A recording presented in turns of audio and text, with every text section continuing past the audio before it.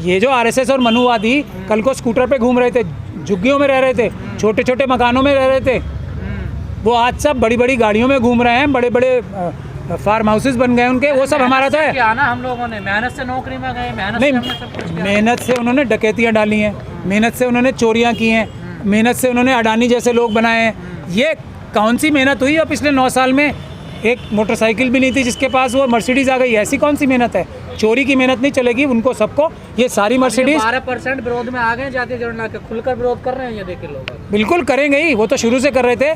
लेकिन supreme court में भी जो भारत सरकार का स्टैंड था, क्या था? शुरू में मना करने का ही था ना। लेकिन हमें अपने लोगों से 88% लोगों से ये कहना है कि आप कम से कम हमारी इतनी तो मदद करो, मिशन सेव कॉन्स्टिट्यूशन की चिन्हित करके रखो। किसके पास स्कूटर था, किसके पास मर्सिडीज़ आ गई, किसके पास छोटा घर था, किसके पास बड़ी बिल्डिंग आ गई, किसके पास कोई धंधा नहीं था, आज वो बड़ा शेयर ब्रोकर बन गया। अडानी जी का एक उसने कोई वो खोल लिया। इसकी लिस्ट तो बना के रखो भाई बहनों। जैसे ही हम लोग थोड़ी सी और पावर में आएंगे, हम रातों रात वो वापस लेके अपने लोगों में बांटेंगे। सर इससे तो उथल पुथल मचेगी ना देश। इससे स्टेबिलिटी आएगी, इससे स्टेबिलिटी आएगी। जब वेल्थ बढ़ती है ना, ये इकोनॉमिक्स का बहुत बड़ा रूल है। जब वेल्थ जितनी फैलती है, कुछ लोगों के हाथ में रहती है तो उथल पुथल मचती है और उससे अफरा तफरी फैलती है, उससे पीस नहीं रहती। पीस आती है जस्टिस से। सर ये जो बात आप कह रहे हैं, यही बात है बीजेपी भी कह रही है कि रोहिणी कमीशन के अकॉर्डिंग जो है हम सर्वे कराएंगे। वो कहने पे मजबूर हो गए, यही तो मैं कह रहा हूँ। वो भी कहने पे मजबूर हो गए, लेकिन वो कह रहे हैं हम करेंगे। हाँ कह रहे हैं ना, रोहिणी कमीशन का जो है बीच में ये कॉन्सेप्ट, उनके हाथ में तो प्रधानमंत्री जी के हाथ में कलम है। प्रधानमंत्री जी से सिर्फ 5 मिनट के लिए कलम मेरे हाथ में दिलवा दो, मैं ऑर्डर कर दूंगा ना, जिसकी जितनी संख्या भारी उतनी उसकी हिस्सेदारी। ऑर्डिनेंस पास करा दूंगा, उसके बाद होता रहेगा, पार्लियामेंट पास करती रहेगी। हम भी देखेंगे किस पार्लियामेंटेरियन की इतनी हिम्मत है कि वो जिसकी जितनी संख्या भारी उसकी उतनी हिस्सेदारी को मना कर देगा। हम भी देखें। मगर प्रधानमंत्री करना नहीं चाहते ना। मुझे बना दो 5 मिनट के लिए, उधार दिलवा दो आप, मैं बता रहा हूँ, मैं ये कर दूंगा। मैं सारी इनकी प्रॉपर्टी, स्कूटर जो ओरिजिनल स्कूटर है ना, वो इनके हवाले करूँगा। मर्सिडीज़ अपने लोगों में बंटवा दूंगा। कलम तो चलानी है, सिर्फ वो इंसाफ की कलम होगी, अभी बेईमानी की कलम चलेगी। आपको लगता है आसानी से दे देंगे वो लोग? मैं आपको कह रहा हूँ ना, 5 मिनट के लिए सिर्फ मोदी जी से उधार कलम दिलवा दो। 5 ही मिनट लगाऊंगा, 6ठा मिनट बिल्कुल नहीं चाहिए। सारे बैकलॉग ख़त्म, सारा एनएफएस जो करेगा उसको SC/ST एक्ट लगा के जेल में भिजवाऊंगा। 5 मिनट के अंदर अंदर मेरा पूरा मसौदा तैयार है। 5 मिनट से ज़्यादा नहीं लूँगा, एक नोटशीट बनानी है बस। सर कास्ट सेंसस के मुद्दे पर बीजेपी फंस गई है, क्या लगता है 2024 में क्या मुद्दा रहेगा, इसका क्या प्रभाव रहेगा? फंसने की शुरुआत हुई है, फंसना तो बाकी है। अभी ये ट्रेलर है, पिक्चर अभी बाकी है। ये मैं आपको पिक्चर वो होगी जो ये सब मोटरसाइकिलें पे जिस पे थे, पुरानी वाली राजदूत 20 साल वाली पुरानी, जब उस पे नज़र आएंगे ये बहुत जल्दी। और जो इनकी मर्सिडीज़ और टोयोटा और BMW और फरारी में घूम रहे हैं ना, बड़े बड़े एक्सीडेंट भी हो रहे हैं, देखते हैं उसमें। हर बड़े एक्सीडेंट में RSS वाला ही कोई गाड़ी चला रहा होता है। जो बड़ी बड़ी फरारी, मेबैग ये सब चला रहे हैं, ये सब लेके अपने लोगों को देनी है। आप लोग इस बात 2024 में इसका क्या सब देखेंगे आप? बीजेपी की जो राजनीति है हिंदुत्व की, वो टूट रही है लगता है। यही तो बता रहे हैं आपको। अब सबको रोहिणी कमीशन की बात करनी पड़ रही है, अब सबको कास्ट सेंसस की बात करनी पड़ रही है, तो ये टूट रही है। अब वही असली राजनीति होगी जो कि मंडल की राजनीति है। बाकी सब मिथ्या है, धोखा है, फ्रॉड है। कहने के लिए तो बोल रहे हैं ना, तो कल करना भी पड़ेगा, क्योंकि अगर सत्ता में रहना है, ये हमारी सबसे बड़ी जीत है, तो SC/ST OBC और माइनॉरिटीज़ की ही जिंदाबाद कहना है किसी भी पार्टी को, अगर सत्ता में रहना है। जो अभी कास्ट सेंसस से निकल के आया है, उसमें क्या निकल के आया है? सबसे महत्वपूर्ण बात जो बहुत लोगों की नज़र में नहीं आई है, ब्राह्मण, बनिया, क्षत्रिय और भूमियार का टोटल किया जाए तो 12% आ रहा है।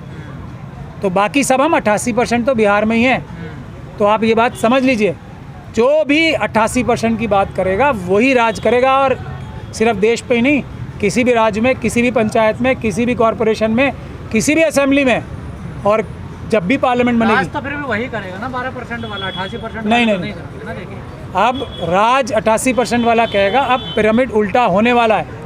अब सबको, जो लोग नहीं कहते थे उनको कहना पड़ रहा है ना। 12% वाला कह रहा है ना कि मुझे वोट दो तब मैं जातीय जनगणना करवाऊंगा। देखिए कहना पड़ रहा है ना। हाँ।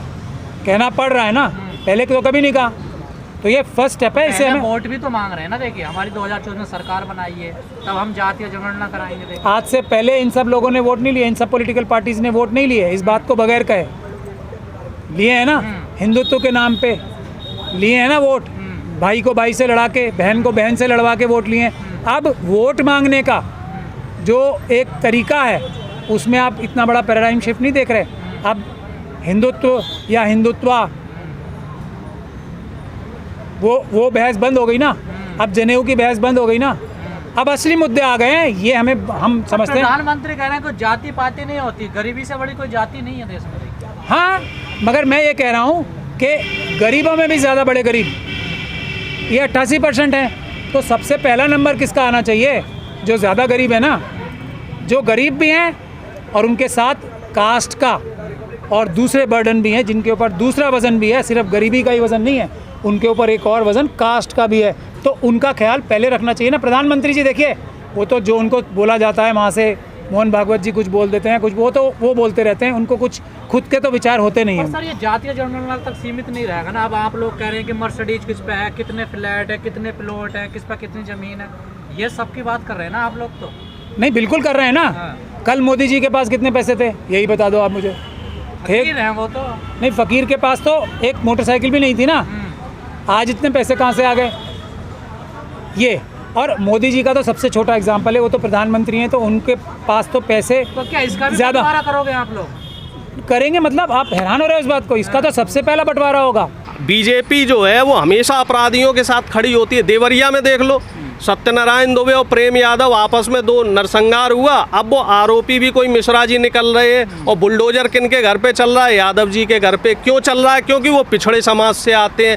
योगी आदित्यनाथ जी खुद को मुख्यमंत्री कहते हैं, और किसके घर जाते हैं? सत्यनारायण दुबे के घर जाते हैं। भैया यादव जी के घर क्यों नहीं जा रहे हो? हत्याएं तो दोनों घर में हुई हैं, और राजा या जो मुख्यमंत्री है वो एक सूबे का राजा ही मानिए। राजा के लिए तो दोनों लोग बराबर होने चाहिए। तो बीजेपी है वो जाति और धर्म देख के न्याय करती है। हमारे यहाँ इस तरीके की कोई वो नहीं है। हमारे जो नेता हैं, इंडिया गठबंधन के नेता, वो दोनों जगह गए। प्रेम यादव के भी घर पे गए और सत्यनारायण दुबे के भी घर पे गए, क्योंकि हत्याएं दोनों तरफ हुई हैं। परिवार दोनों के जो है परेशान है, और जो संघर्ष है हमारा वो यही है। अब ये देख लो, अब रायबरेली में भी अभी एक कश्यप समाज की जो है उनकी एक जो बीजेपी के नेता ने हत्या कर दी, वो ब्राह्मण समाज का। अब उस पर बताइए क्या करेंगे आप? और आए दिन ये हो रहा है, चाहे उत्तर प्रदेश हो, चाहे मध्य प्रदेश हो, चाहे राजस्थान हो, जहाँ जहाँ भी आपको हत्याएं और ये अपराध दिखेंगे तो उसमें प्रत्यक्ष रूप से या परोक्ष रूप से बीजेपी के नेता आपको शामिल मिलते हुए दिखेंगे। क्योंकि ये लोग सामाजिक ताना बाना तोड़ना चाह रहे हैं, ये लोग सामाजिक माहौल ख़राब करना चाह रहे हैं। क्योंकि पहले तो ये धर्म के नाम पे बदमाशी करते रहे, हिंदुओं को मुस्लिम से लड़ाते रहे। अब मुसलमान और हिंदू भाई इस बात को समझ गए हैं, अब इनकी दाल वहाँ नहीं गल रही है, तो अब ये दलित और पिछड़ों को परेशान करना इन्होंने शुरू कर दिया है, आदिवासियों का शोषण करना शुरू कर दिया है। कल मध्य प्रदेश की घटना देखो, ये डिप्टी कलेक्टर जो है वो दलित समाज से आती हैं, वो इस्तीफ़ा दे के कांग्रेस से चुनाव लड़ना चाह रही, लेकिन उन्हें चुनाव नहीं लड़ने दिया जा रहा, उन्हें इस्तीफ़ा नहीं देने दिया जा रहा।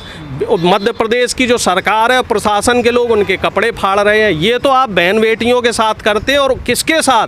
जो डिप्टी कलेक्टर है। तो आप अंदाजा लगा लो कि एक आम महिला के साथ बीजेपी में क्या होता होगा। दलित है ना, डिप्टी कलेक्टर वैसे पर दलित तो है ना। हाँ, तो वही तो मैं कह रहा हूँ, डिप्टी कलेक्टर है, दलित है, जब उसके साथ बीजेपी के लोग इतनी जाति कर रहे हैं तो आम महिलाओं के साथ बीजेपी के लोग क्या करते होंगे?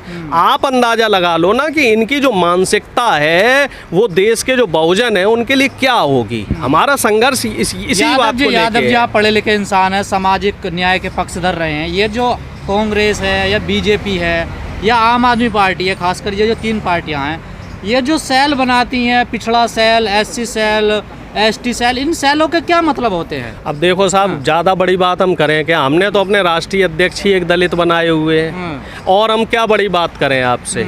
हम तो उदाहरण देने वालों में से हैं। पंजाब में भी हमने देश के इतिहास में पहली बार एक दलित मुख्यमंत्री दिए थे, चन्नी साहब, लेकिन प्रदेश की जनता ने उनको स्वीकार नहीं किया।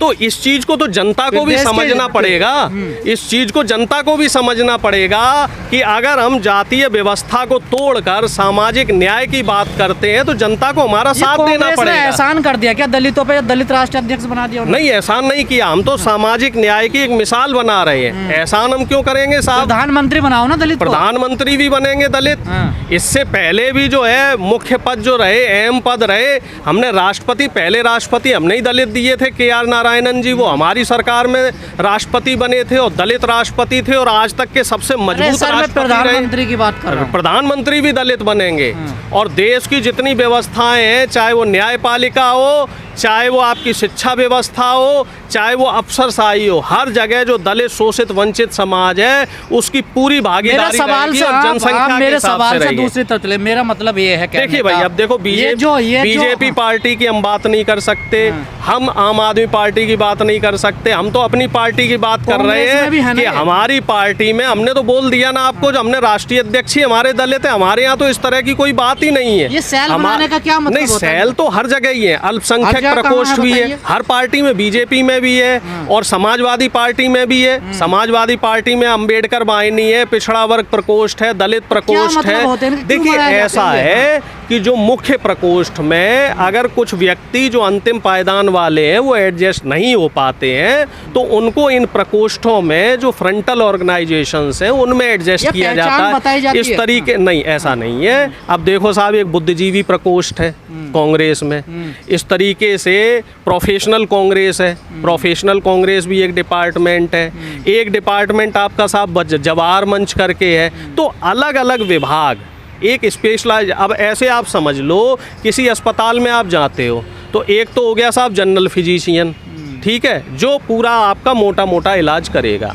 फिर आ जाता है एक साहब आँखों का डॉक्टर, एक दांतों का डॉक्टर, एक लीवर किडनी फेफड़े का डॉक्टर, एक हो गया आपका हड्डी का डॉक्टर। तो इसी तरीके से ये जो प्रकोष्ठ होते हैं इनका महत्व तो यही है कि अगर मुख्य जो मेन जो डिपार्टमेंट है उसमें कोई भी वर्ग छूट गया है, चाहे वो अल्पसंख्यक वर्ग हो, चाहे वो बुद्धिजीवी प्रकोष्ठ हो, शिक्षक सभा हो, चाहे वो पिछड़ा वर्ग प्रकोष्ठ है, अगर कुछ लोग उसमें छूट गए हैं मुख्य धारा वाले तो उनको इन प्रकोष्ठों में एडजस्ट करके उनकी बात को ज़्यादा मजबूती से रखा जा सकता है।